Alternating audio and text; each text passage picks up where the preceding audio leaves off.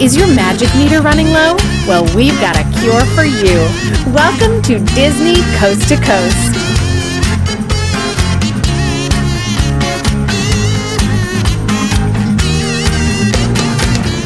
Hey folks, and welcome to Disney Coast to Coast, the ultimate unofficial Disney fan podcast. I'm Jeff DePauli, and welcome to the House of Mouse headlines for the week of June 21st, 2020, brought to you by laughingplace.com, your up-to-date resource for the latest Disney news every day of the week. In this week's news, another Disney park has reopened, some big changes at Walt Disney World, a Disney Plus policy shift ahead of Hamilton, and more. So let's get to it. Hear the latest news from the Walt Disney Company in today's House of Mouse headlines. In between the last episode of the House of Mouse headlines and this one, another Disney theme park has reopened. On June 18th, Hong Kong Disneyland welcomed guests for the first time since January. As the park reopens, the resort says it's inviting more than 100 families who live on Lantau Island near the park to celebrate. Meanwhile, there are also plans to continue working with nonprofit organizations to invite families to visit. Of course, as with other reopenings we've seen, Hong Kong Disneyland has made adjustments to accommodate social distancing and help keep guests as safe as possible. With less than 1 month before the domestic Disney parks are scheduled to reopen their gates, you can expect that there will be plenty of eyes on Shanghai Disney and now Hong Kong Disneyland to see what's working and what procedures may need to be adjusted before coming stateside. When it was first announced that the Disneyland Resort was proposing a phased reopening starting next month, it was unclear what health and safety policies the parks would adopt. Now we're starting to get a few more details. First, enhanced protective measures will include mandatory facial coverings for both guests and cast members. Similarly, everyone will undergo temperature screenings prior to entering the resort. Additionally, hand-washing stations and physical barriers will be in place where appropriate, and theme park capacity has been reduced in order to ensure proper physical distancing. The Disneyland Resort is also recommending cashless transactions and is expanding the mobile order options in the Disneyland app to encourage the reduction of physical interaction. While these policies closely mirror what we've seen at other resorts, they're still worth noting as regulations in different states have widely varied. Currently, the Disneyland Resort is planning to reopen Downtown Disney on July 9th, followed by Disneyland Park and Disney California Adventure on July 17th. On the topics of health and safety, Disney has launched a new campaign featuring The Incredibles. Not only will the superhero family be featured in a series of images teaching guests about enhanced health and safety guidelines, but the cast members who have been reminding guests about social distancing and other important measures will now be known as the Incredicrew. These teams have already been deployed at Disney Springs, but will also be found around the parks when they reopen. Hopefully these helpful reminders will save the day and help keep guests safe as they return to the Disney parks. Guests arriving at Disney Springs Lime Garage earlier this week may have experienced a new technology that could see further implementation at Walt Disney World. The resort has been testing the Evolve Express system, which describes itself as a first-of-its-kind free-flow weapons detection system. Similar to anti-theft devices at the exit of shops, guests walk between 2 points, with each entry point being able to process more than 3,600 individuals per hour. Although Disney has yet to comment on the test or what it could mean for the parks, it's easy to imagine how such a system could help reduce bag check lines and prevent cast members from having to touch each guest's belongings in the time of coronavirus. With that in mind, hopefully these tests prove successful and this technology or something similar is installed at Disney parks very soon.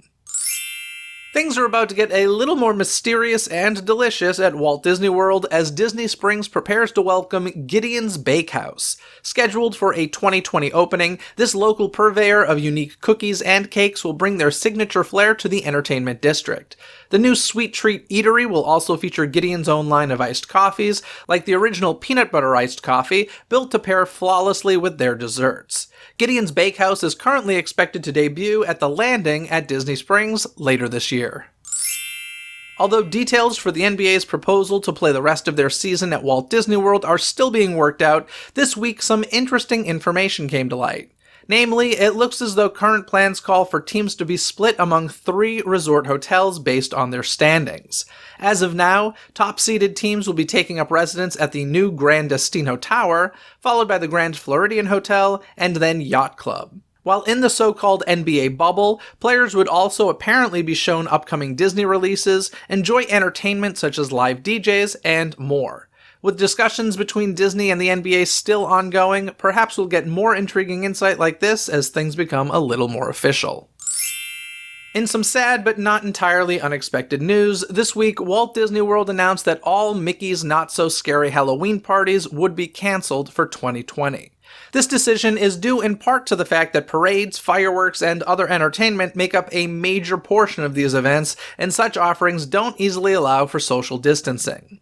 Notably, the Disney Parks blog post also mentioned other special events scheduled for later this year, such as Mickey's Very Merry Christmas parties and Epcot's Festival of the Holidays, which includes the Candlelight Processional, but said a ruling is yet to be reached on whether or not they'd go on as planned, writing, "We are monitoring our new environment closely and will make a decision on these events as we continue to learn more from government and health officials." I personally had tickets to Mickey's Not So Scary Halloween Party this year, and although I'm bummed it's been cancelled, it totally makes sense. If the party were to go on without the fireworks, Hocus Pocus show, and Boo-to-You parade, I would have cancelled my tickets, and I'm sure a lot of other people would have as well. It'll be interesting to see what Disneyland decides in regards to the Oogie Boogie Bash. While announcing the cancellation of this year's Halloween parties, Walt Disney World also revealed that the Epcot Food and Wine Festival would be returning this year, but in an altered form. First, this version of the festival will debut when the park reopens on July 15th, which is way earlier than normal, and end at a to-be-determined date in the fall. The event will include over 20 marketplace destinations like Hawaii and islands of the Caribbean. Meanwhile, decor and merchandise from the Flower and Garden Festival, which was cut short earlier this year, will stick around throughout the Food and Wine Festival. Although some food and wine staples such as Remy's Ratatouille Hide and Squeak Scavenger Hunt will return, understandably, this year's Eat to the Beat concert series will be scrapped. Instead, the American Gardens Theater will play host to Epcot performers like Mariachi Cobre and the Jamators. So while it may not be your typical Epcot International Food and Wine Festival, at least part of the popular festival will be salvaged.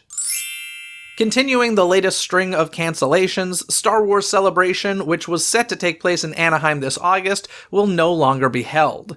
Instead, the event will return to Orange County in 2022. If you're curious about the 2-year delay, Celebration events typically take place every other year on odd-numbered years, but this would have marked the first back-to-back event. This change was presumably made so that the Star Wars Celebration and D23 Expo would occur in alternating years. In any case, the Force will rise again August 18th through 21st, 2022 at the Anaheim Convention Center. With Star Wars Celebration's cancellation, the next Disneyland After Dark event, Star Wars Night, has also been postponed. As you may have guessed, this special after-hours event was slated to occur in August while Celebration was underway. In this case, it's unclear when the event may reschedule for, especially considering Celebration's 2-year postponement. Sadly, at this point, it seems like this special Star Wars evening may be far, far away. Moving along to some Disney Plus news, while announcing some more film release date changes, Disney also revealed that their movie, The One and Only Ivan, would be heading directly to Disney Plus instead. Based on the best-selling children's book by Catherine Applegate and directed by Taya Sharrock, the live-action CGI hybrid will now debut on the streaming service on August 21st. Meanwhile, the documentary, The Beatles Get Back, will now be pushed nearly a year to August 27th, 2021. Everybody's Talking About Jamie will move from October 23rd, 2020 to January 22nd, 2021, and Searchlight's The Personal History of David Copperfield is now set for August 14th of this year. It seems that date changes aren't exclusive to theatrical releases, as Disney Plus has also delayed their upcoming original film Secret Society of Secondborn Royals. Instead of arriving on July 17th as planned, it will now debut on September 25th. If you'll recall, the film stars Peyton Elizabeth Lee, Niles Fitch, Isabella Blake Thomas, Olivia Deeble, Noah Lomax, Skylar Astin, and more. You can catch Secret Society of Secondborn Royals on Disney Plus this September.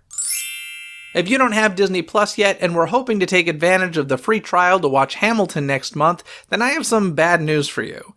As of June 19th, Disney Plus is no longer offering a 7-day free trial. Instead, new members will need to pay for the $6.99 monthly or $69.99 yearly plan from the get-go. As I mentioned, the timing of this change likely has something to do with the upcoming release of Hamilton on July 3rd that is sure to bring a new audience to the platform. Of course, this is just speculation. While it's possible that the free trial may return in the future, considering that Disney Plus already has more than 50 million subscribers worldwide, it may be some time before they reintroduce the offering. Making it clear that the current crisis will continue to impact the entertainment industry for some time, the Academy of Motion Pictures Arts and Sciences has already decided to push back next year's Oscars telecast, which will once again air on ABC. While the ceremony had been planned for February, it will now be held in April instead. As a result, the qualifying cutoff dates will also be moved from the end of December to the end of February. The 93rd Oscars will be held on Sunday, April 25th, 2021 at the Dolby Theater and air live on ABC.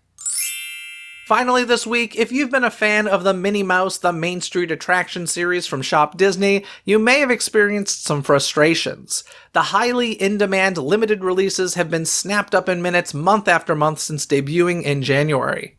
Now, according to a post on Shop Disney, Minnie will be taking a summer vacation, with series releases 6 through 12 being paused. It's unclear if the delay is related to issues of quick sellouts and ensuing resellers, or whether supply chain issues from the COVID-19 crisis could be to blame. In any case, keep an eye out for future release date news.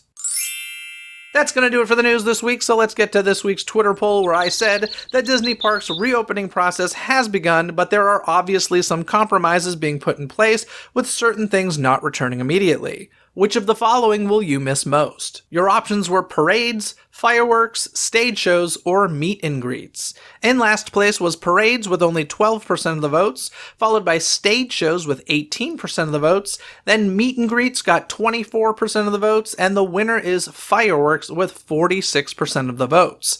Do you agree with these results? Cast your vote in the Twitter poll every week by following Dizney CTC on Twitter. That's DIZNEY CTC on Twitter. On a totally random note, I just wanted to mention that the Love Victor TV series, inspired by the 20th Century Fox movie Love, Simon, which was originally planned to be released on Disney Plus, has now released every episode on Hulu. I binged the heck out of it, and I loved it. So if you're looking for something new to binge, I highly suggest Love Victor. But watch Love, Simon first if you haven't done that yet. If you haven't listened to this past Wednesday's episode, be sure to check it out, as it's all about the historic accuracy of Newsies. And this upcoming Wednesday, I have a special interview for you with the writer of the Disney Plus docuseries, The Imagineering Story. The easiest way to make sure you don't miss any of the magic is by making sure you're subscribed to Disney Coast to Coast on Apple Podcasts, Spotify, or wherever you listen to your podcasts. Wherever you search, don't forget it's Disney with a Z, Coast to Coast. And if you're loving these free episodes of Disney Coast to Coast, head on over to patreon.com/DisneyCTC to see how you can support the show and gain bonuses in exchange. Check it all out at patreon.com/DIZNEYCTC. And happy Father's Day to all of you Disney dads out there if you're listening to this on the day of its release. Other than that, folks, have a magical day. Bye! Thanks for listening to Disney Coast to Coast.